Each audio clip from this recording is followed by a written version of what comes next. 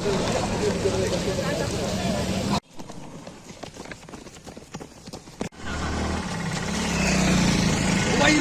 বলে আমি আমাদের রেলিং উদ্বোধন করলাম, ঘোষণা করলাম। ধন্যবাদ। ধন্যবাদ আমাদের জেলা পরিষদ। আমরা আমাদের কার্যক্রম শুরু করে নিতে পারি। ধন্যবাদ।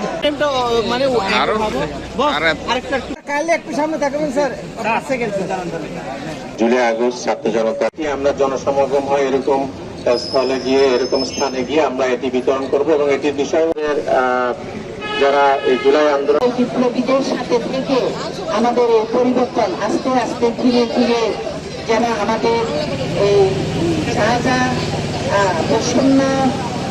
বৈষম্যমুক্ত, দুর্নীতিমুক্ত এবং আদর্শ সবাই সকলের সমানভাবে থাকার এই পরিবর্তনটা গড়ে তুলতে পারি।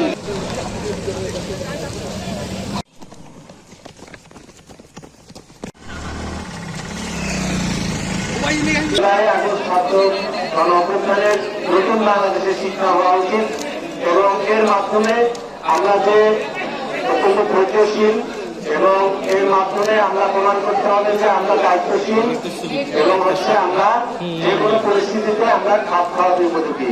এটি হোক আমাদের নতুন বাংলাদেশের শিক্ষা এবং আমাদের তরুণ প্রজন্মের কাছ থেকে আমরা যারা এখানে আছি, যারা আমরা এখন তরুণ নেই, তরুণদের কাছ থেকে আমাদের এই শিক্ষা গ্রহণ করতে চাই আমরা।